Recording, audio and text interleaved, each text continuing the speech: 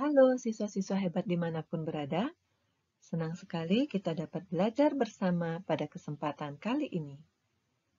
Pada kesempatan kali ini, kita akan membahas tentang masalah ekonomi dalam sistem ekonomi. Simak videonya dan selamat belajar.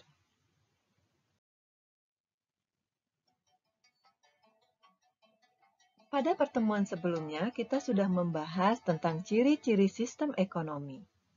Pada kesempatan kali ini, ada 3 topik yang akan kita bahas, yaitu tentang kelebihan dan kekurangan masing-masing sistem ekonomi, kedua, karakteristik perekonomian Indonesia, dan yang ketiga tentang nilai-nilai dasar perekonomian Indonesia. Kita mulai dengan sistem ekonomi tradisional. Sistem ekonomi tradisional adalah sistem ekonomi yang dilakukan secara turun-temurun dengan menggunakan faktor produksi yang sederhana dan terbatas.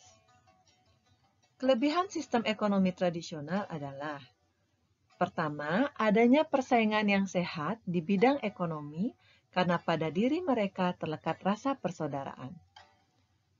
Kedua, mereka hidup aman karena masih merasa keluarga. Dan yang ketiga, jarang terjadi krisis ekonomi karena semua sendi kehidupan ekonomi berjalan sesuai tradisi.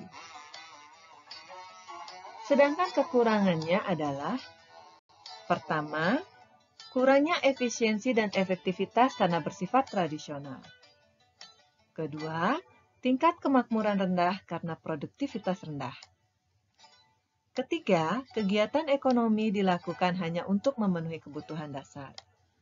Dan yang keempat, sukar menerima perkembangan teknologi karena terikat dengan adat. Kita lanjutkan membahas sistem ekonomi terpusat atau sistem ekonomi komando. Sistem ekonomi terpusat yang sering juga disebut dengan sistem ekonomi komando adalah sistem ekonomi ketika sektor perekonomian diserahkan sepenuhnya kepada pemerintah. Kelebihan sistem ekonomi ini adalah: pertama, mudahnya pengawasan pemerintah dalam kegiatan perekonomian. Kedua, negara bertanggung jawab penuh terhadap kegiatan perekonomian. Dan yang ketiga, terjadinya pemerataan pendapatan antar berbagai lapisan masyarakat. Sedangkan kekurangan sistem ekonomi terpusat atau sistem ekonomi komando adalah: pertama, potensi, inisiatif, dan kreativitas masyarakat tidak dapat berkembang. Kedua, sering terjadi monopoli yang merugikan masyarakat. Dan yang ketiga, masyarakat tidak memiliki kebebasan dalam memanfaatkan sumber daya.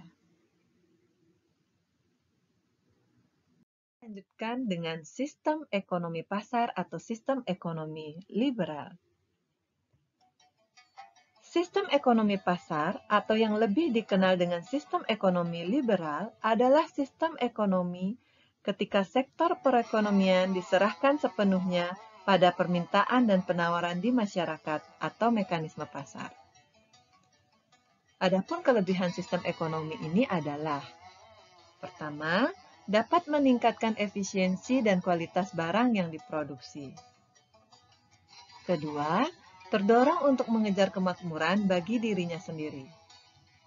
Ketiga, setiap orang atau pengusaha termotivasi untuk mencari keuntungan.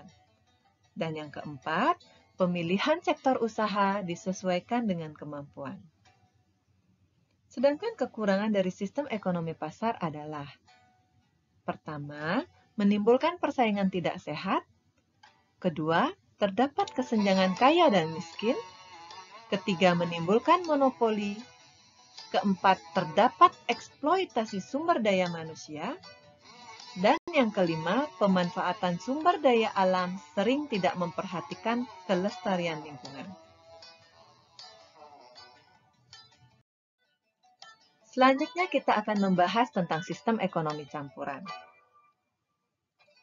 Sistem ekonomi campuran adalah sistem ekonomi yang merupakan perpaduan antara sistem ekonomi pasar dan sistem ekonomi komando. Kelebihan dari sistem ekonomi campuran adalah: pertama, sektor ekonomi pemerintah dan swasta terpisah secara jelas. Kedua, fluktuasi harga dapat lebih terkendali. Dan yang ketiga, hak milik perorangan diakui dan pemerintah selalu memberikan dukungan. Sedangkan kekurangan dari sistem ekonomi campuran adalah: pertama, apabila peran pemerintah mendominasi akan timbul etatisme. Kedua, apabila peran swasta yang mendominasi akan timbul monopoli yang merugikan masyarakat.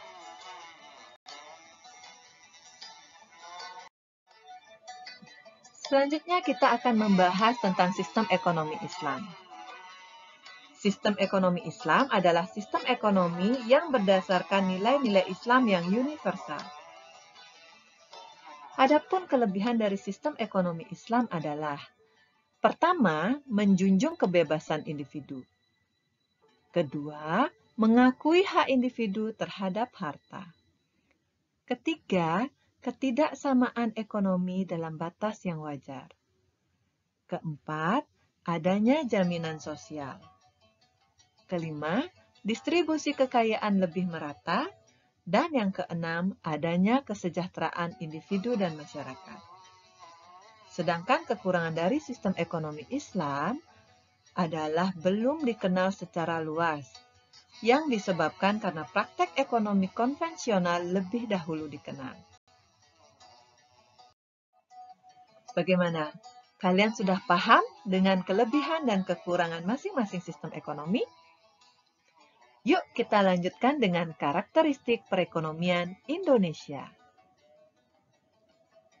Landasan hukum perekonomian Indonesia tertuang dalam Undang-Undang Dasar 1945 Pasal 33.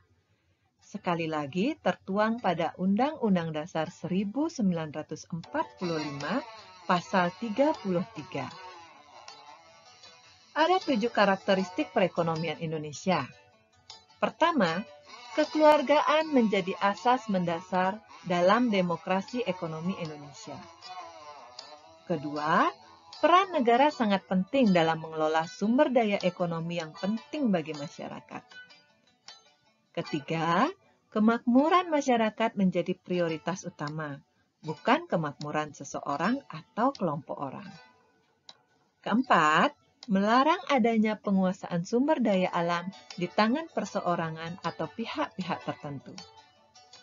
Kelima, perekonomian Indonesia ditopang oleh 3 pelaku utama, yaitu koperasi, BUMN atau BUMD, dan BUMS.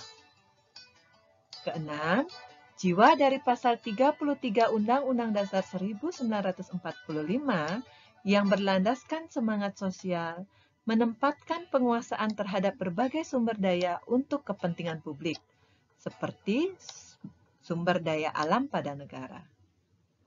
Dan yang ketujuh, kebersamaan, efisiensi berkeadilan, berkelanjutan, berwawasan lingkungan, kemandirian, serta menjaga keseimbangan kemajuan dan kesatuan ekonomi nasional menjadi prinsip dasar yang harus diperhatikan oleh setiap pelaku ekonomi di Indonesia. Bagaimana anak-anakku semua yang hebat? Kalian sudah paham tentang karakteristik perekonomian Indonesia? Terakhir, kita akan membahas tentang nilai dasar perekonomian Indonesia. Ada 5 nilai dasar perekonomian Indonesia. Pertama, kekeluargaan. Sekali lagi, kekeluargaan. Kekeluargaan adalah nilai dasar pertama yang wajib diwujudkan oleh setiap pelaku ekonomi Indonesia yang menggambarkan semangat kebersamaan. Kedua, kerjasama. Kerjasama lebih penting dibandingkan persaingan dalam melakukan kegiatan ekonomi di Indonesia, karena persaingan bertentangan dengan semangat pasal 33. Ketiga adalah gotong royong. Gotong royong menjadi identitas penting dalam kehidupan masyarakat Indonesia.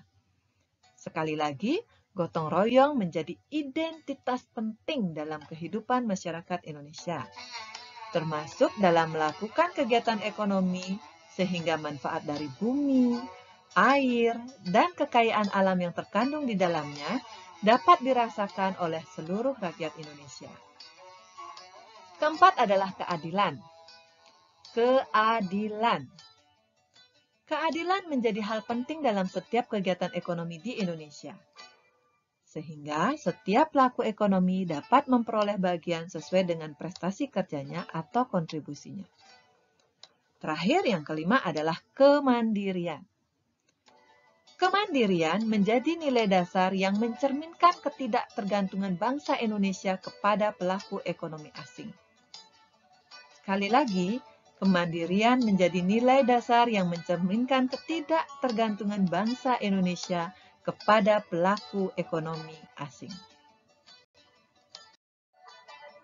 Siswa-siswa hebat dimanapun berada, tentunya kalian sudah paham dengan topik yang kita bahas pada hari ini, yaitu tentang kelebihan dan kelemahan masing-masing sistem ekonomi, karakteristik perekonomian Indonesia, serta nilai-nilai dasar perekonomian Indonesia. Terima kasih sudah menyimak video ini dengan baik. Tetap semangat dan sampai jumpa.